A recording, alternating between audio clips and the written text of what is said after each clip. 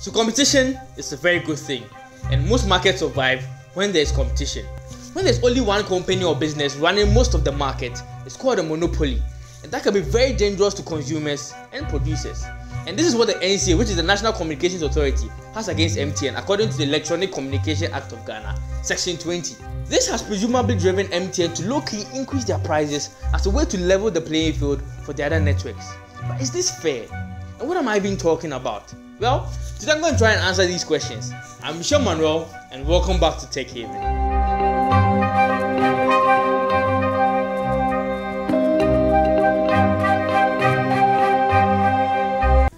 So let's break it down. The NCA, which is the National Communications Authority, what they are saying is that MTN is too big. MTN has occupied majority of the Ghanaian market, and that is unhelpful to the other networks, according to the NCA. So do they have a point? Yes. To some extent, I think they do. Any economist will tell you that in most markets, competition is a good thing. And even me myself once said in a video that when companies compete, consumers win. And that is very true. When there's competition among companies, the companies seek to draw in more people to their side by creating good incentives and innovating their products. And this will ultimately be to the benefit of the buyer. Having to weigh your options and priorities to get the product that suits your need and of course your budget is the ultimate aim of a good competitive market. So good. Having said this, in 2020, the NCA classified MTN as a significant market player, which basically means that it owns a large percentage of the market, which is of course expected. According to multiple sources, the regulator determined that MTN controlled more than 57% of the voice market and 67% of the data market. And according to the Electronic Communication Act of 2008, Section 20, a service provider is dominant if individually or jointly with others, the network provider enjoys a position of economic strength that enables it to behave in an appreciable extent independently of competitors and users. So basically, according to the Electronic Communication Act, MTN is enjoying monopoly and can take decisions without considering the other networks as a competition because they own majority of the market. But the thing is that, is MTN really enjoying monopoly and working independently? Do they really behave like there is no competition in the market? So let's see. How has MTN allowed competition to thrive?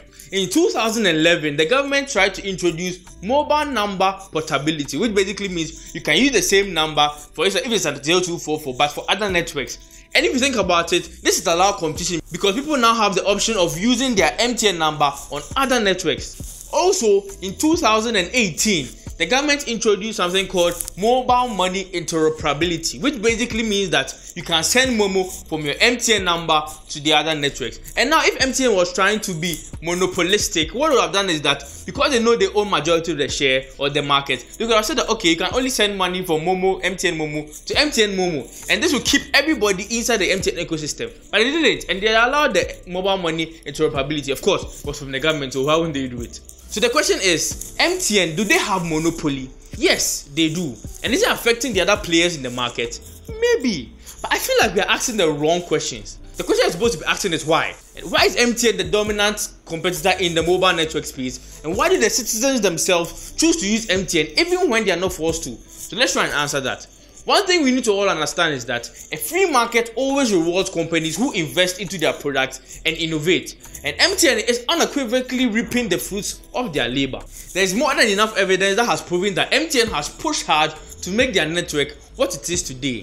Before the year 2000, there were three players in the industry, which was the Ghana Telecom, Millicom, and Space Phone, which is now known as MTN. So now let's try and list some of the things that Space Phone or Ariba or MTN first introduced into the market.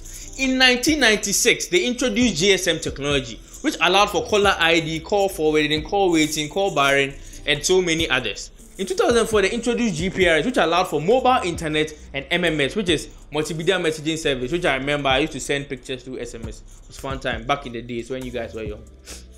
In 2004, they introduced 2G internet, which is known as Edge, in 2004. In 2004, 2G, they introduced the first. In 2009, they introduced mobile money. If you remember, it was introduced by MTN first. In 2009, they introduced 3G internet first to the country. And in 2016, they are still the only network with 4G all around the globe. And even the other competition, I don't even talk about them.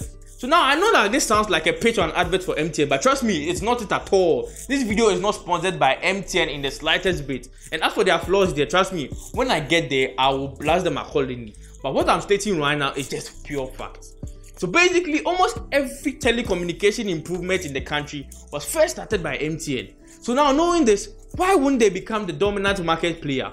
Why won't people opt to use their network? It's a no-brainer. They innovate, they provide the juice, and people want the juice. So making it hard for them because they're the dominant player in the market is basically saying that we are going to reward the other networks for being inefficient. Even from our previous video from last year, we tested all the networks in Kumasi, Accra, and in Brekusu. And as we tested the internet speed, call quality, pricing, and everything. And MTN still came up on top, and with a gap. 3 points being the highest point awarded and 1 point being the lowest, MTN comes in first place with a total of 18 points. Vodafone comes in second place with a total of 14 points, and Airtel Tigo comes in third place with a total of 10 points. So let's take an analogy, right?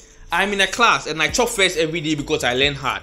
But the teacher wants all the class to be around the same grade. So he sets a harder paper for me and easier papers for the rest of the class. And the rest of the class knows that the teacher is going to give everybody around the same grade. So after all, why study? If I study 15 hours and I study 5 minutes, I'm going to get about the same grade. So why should I waste my time and resources whilst the FIFA 14 available? Do you get a point? Yes, market dominance is not good for the market and the economy. But this market dominance is completely justified. And if MTN is being humbled by the NCA just so that the others can play catch up, then won't it be more optimal to also penalize the other networks for slacking and delaying in innovation? This is a clear case of a good intention but a very terrible remedy. So whatever they are making MTN do to try and level the playing field might affect us the users in some way. Whether they will be forced to scale down their investments or increase prices or pay more taxes, I can't tell. So example, if they are taxed more, if they are asked to pay more taxes, MTN might have to push it on their consumers, making it a worse experience for us or those who use MTN. But with that being said, there's not much information on how the NCA is making MTN calm down.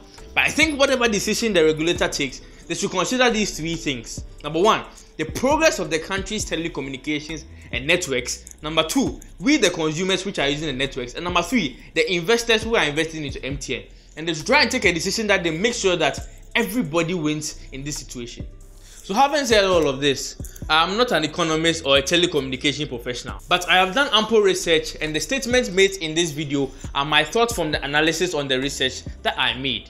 So if you are watching this video and you have some extra information that will help make the situation clearer for all of us, please drop it in the comment section below and we'll gladly share it with everybody. So that's been it, guys. I really hope you enjoyed this video. A lot of time went into this, so we appreciate it if you click on the like button and subscribe to this channel if you have not subscribed yet. Please, what are you waiting for? It will help the channel grow and help us help you build a tech-based Africa together. So until next time, stay safe and please share this video with friends and family, and we move. I'll see you next time.